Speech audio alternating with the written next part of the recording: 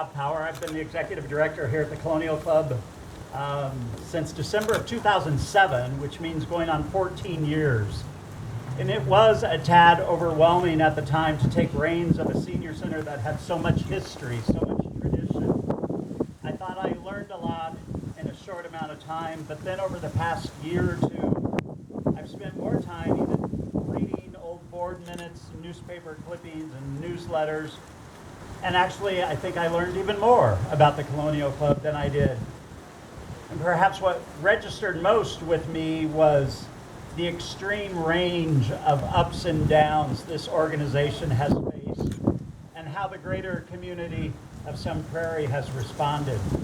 From the opening excitement and enthusiasm in 1970 and 71, to some serious financial challenges in the mid-'80s and the mid-'90s, this agency has ridden the wave of a nonprofit roller coaster.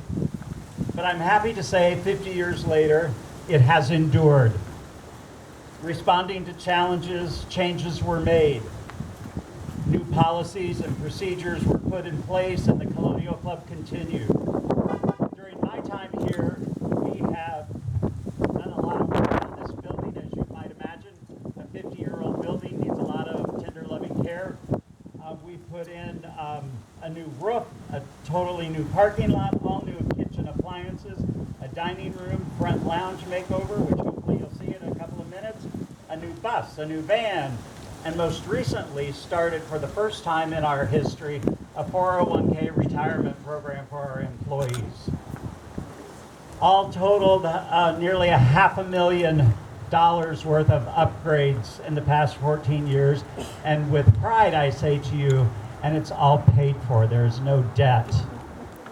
This was all done through community work, through grants, through support from the city, from the county, from the state, from you individuals, from a lot of great foundations, and we appreciate it.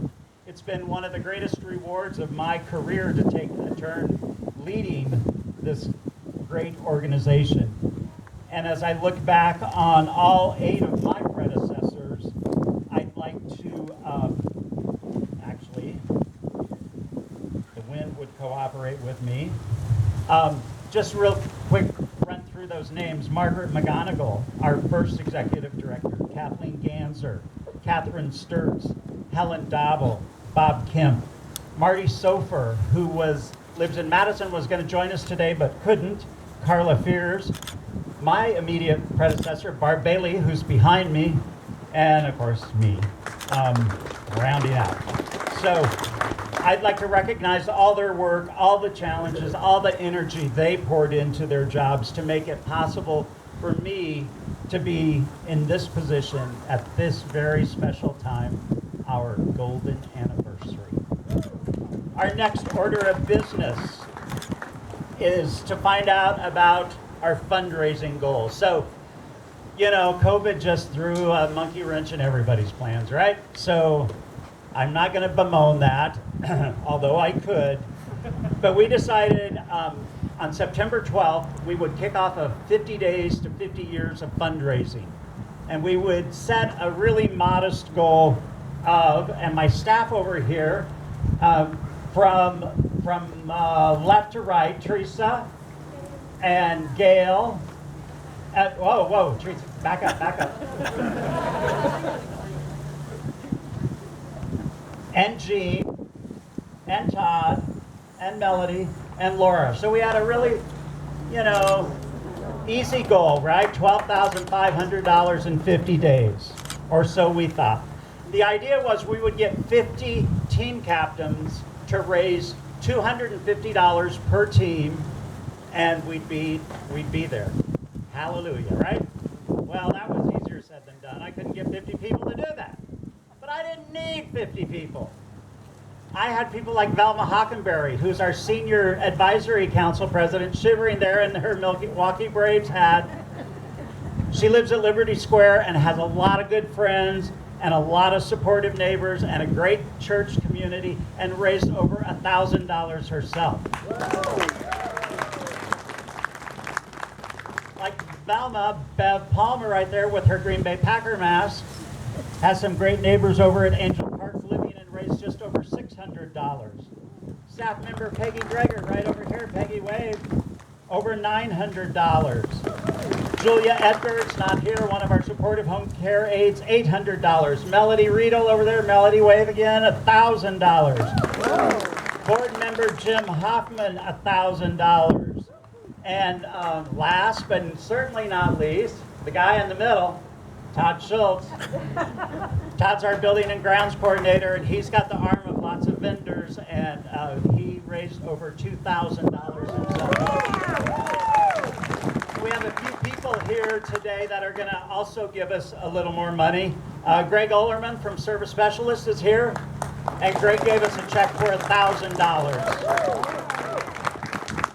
Our board of directors, Vice President Phil Wiedenbeck is right behind him, and Phil's the branch manager, is that your title, at the downtown Bank of Sun Prairie? And they brought us $1,000. And one of our volunteer home delivered meal drivers, Dave Mahoney. Here he is. He's got something for us too. So bear with us. You can sneak under the ribbon, we don't care.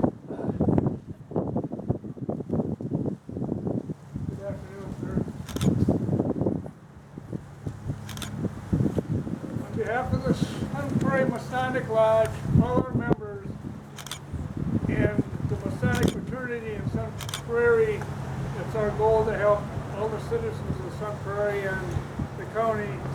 I'm pleased to present a check to the Colonial Club for $2,500 to support their new dishwasher.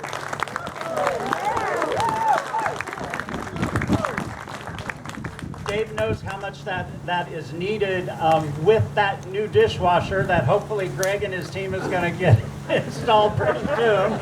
But you know, the supply chain, we've heard about that about as much as we've heard about personal equipment, whatever that was, PPE. Anyway, so once we get that installed, Gene's kitchen will be pretty much complete. All we need to do next is expand, right? So that brings us to almost to getting to our total.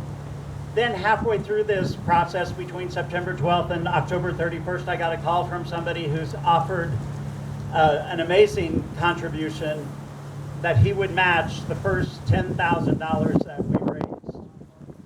So with that, we put that in the star, Chris Murtis, thank you, so we could generate a little enthusiasm.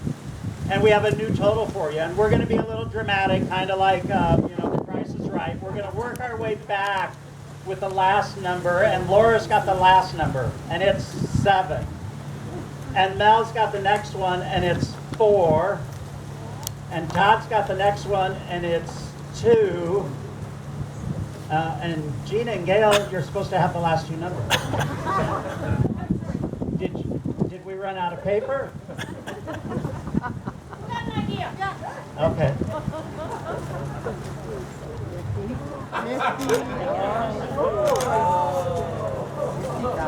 Yes, that's right, ladies and gentlemen.